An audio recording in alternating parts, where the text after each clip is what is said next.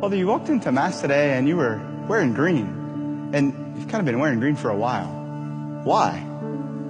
Well, I'm wearing green because it's ordinary time. And so what's that? What does it mean to be an ordinary time?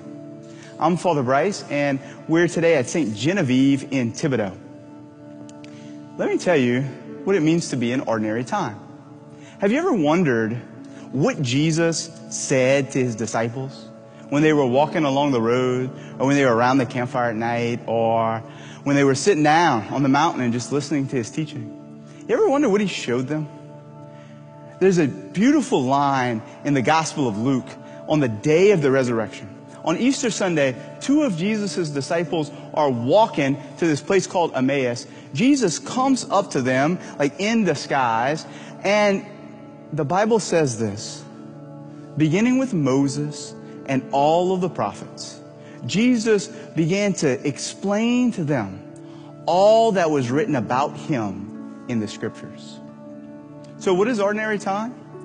Ordinary time is where we walk with Jesus, where we allow him to walk with us in the journey of our lives, to tell us his story, to tell us the story of the Bible, to tell us our story.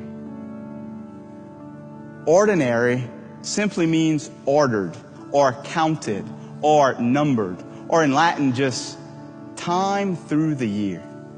So as we walk through the year, as we walk through this stretch of the late spring and the summer and the early fall, Jesus wants us to walk with him as he sits down on the mountain and gives the Beatitudes. Blessed are the poor in spirit, for theirs is the kingdom of heaven. Blessed are those who hunger and thirst for righteousness. Jesus wants us to walk with him outside of Jericho and past Bartimaeus, who says, "Son of David, have pity on me." Jesus wants us, like the disciples, to thirst for his word, to thirst for his precious blood, to hunger for his sacred body in the Holy Eucharist. And when we come to Mass during ordinary time, that's what we hear. We just read through one of the Gospels, through Matthew or through Mark and through Luke. We walk with the Lord, and we hear in the first reading what prophecies that Jesus is fulfilling. We hear in the first reading what signs and what we call types from the Old Testament that Jesus has come to fulfill and to show the fullness of their meaning. In ordinary time, we walk with Jesus through his story, through the Bible story, and through our story.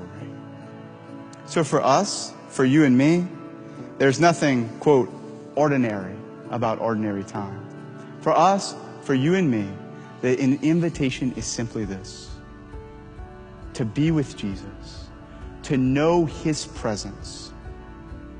If we're on the side of the road, like Bartimaeus, as we desire to hear his voice, like the first disciples on the mountain of the Beatitudes, as we want to receive him in the Holy Eucharist, we walk with him. We realize that, in fact, there's nothing ordinary about the life of a Christian.